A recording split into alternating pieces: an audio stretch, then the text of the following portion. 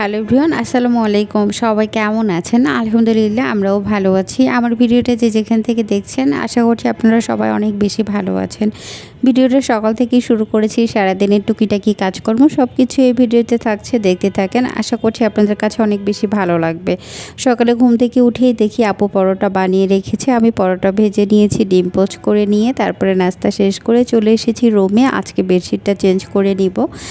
আসলে bedsheet change করলে মনটা অন্যরকম একটা ভালো লাগে। আসলে মনে হয় যে নিজেকেও ফ্রেশ ফ্রেশ লাগে আর রুমটাও ফ্রেশ লাগে। কয়েকদিন ধরেই ভাবছি বেডশিটটা চেঞ্জ করব, কিন্তু বৃষ্টি হচ্ছে আর ওয়েদারটা একদম শীতকালের মতো, এই জন্য চেঞ্জ করছিলাম না যে রোদ উঠলেই চেঞ্জ করব। কিন্তু রোদই উঠছে না, এর মধ্যেও চেঞ্জ করে নিয়েছি। মনে হয়েছে যে চেঞ্জ করে রেখে দেই, পরে ধুলাই করে দিব, কিন্তু বেডশিট অন্য একটা বিছিয়ে দেই। আর এখন আমি সব ফার্নিচারগুলো মুছে নিচ্ছি আর গ্লাস ক্লিনার দিয়ে গ্লাসটাও ক্লিন করে নিচ্ছি সুন্দর করে। আসলে সব কিছুই চকচকে থাকলে না নিজের মনটা তো যে কি ভালো লাগে আমি বলে বোঝাতে পারবো না।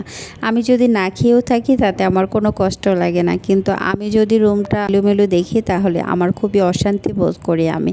তারপরে সব কিছুই মুছে নিচ্ছি। এখন আলমারিটাও সুন্দর করে মুছে নিচ্ছি। আসলে প্রতিদিনই মুছতে হয়, আর একদিনও তো মোছা বাদ দেওয়া যায় না। একদিন মোছা বাদ দিলেই মনে হয় সব কিছুই নোংরা নোংরা দেখা যায়। আসলে নারীর সৌন্দর্যই মনে হয় যে কাচের মধ্যেই ফুটে ওঠে। আসলে কিছু নারী কিভাবে যে পারে, একদম মনে হয় যে গান্ধার মতো করে থাকে।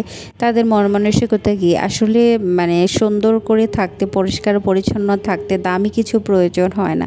কুড়ে করেও ইচ্ছে করলেই সুন্দর করে থাকা যায়। নিজের কাছে সব কিছু সুন্দর থাকা, গোছানো থাকা, এটা কিন্তু কেউ কাউকে বলে দেয় না, শিখায় না। এটা নিজের মনের উপর, যার মন যেমন সেভাবে থাকতেই পছন্দ করে। আর এখন আমি সুন্দর করে বেডশিটটাও চেঞ্জ করে নিচ্ছি। আসলে আমার তো এই মুহূর্তটা অনেক বেশি ভালো লাগে। তখন আমাকে মনে হয় যে এতটাই ফ্রেশ ফ্রেশ মনে হয় যে আমি মনে হয় যেদিকে তাকাই সব কিছুই আমার একদম ক্লিন লাগে।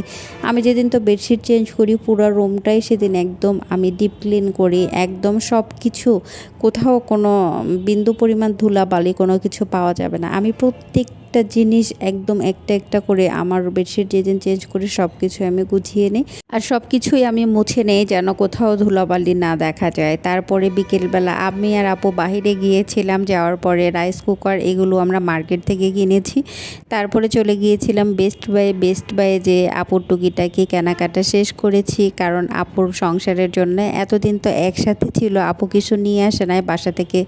আসলে ঈদের সময় গেলে আনবে আর টুকিটাকি এখন কিনে নিবে। আর আসার সময় আপু কিছু নাস্তা কিনেছিল, আর আপুকে 2 দিন ধরে বলছিলাম যে কিছু খেতে ইচ্ছে করছিল, এই জন্য আপুরা পরদিন সকালবেলা আপু দুলাভাই বাহিরে গিয়েছিল, কি খেতে ইচ্ছে করছে বুঝতে পারছিলাম না, এই জন্য আপু মিষ্টি, ব্রেড, চানাচুর আর নিমকি নিয়ে আসছিল, কিন্তু এটা আমার খেতে ভালো লাগছিল না, আর মিষ্টিগুলো তেমন একটা ভালো ছিল না, আর আমি এগুলো পছন্দও করছিলাম না। এই জন্য পরের দিন আমরা বাহিরে গিয়েছিলাম, আসার সময় আমরা মিষ্টি কিনে পরে খেয়েছিলাম। মিষ্টিগুলো ভালোই ছিল। আর আমার ভিডিওটা কেমন লেগেছে আপনারা অবশ্যই কমেন্ট করে জানাবেন। সবাই ভালো থাকবেন। আল্লাহ হাফেজ।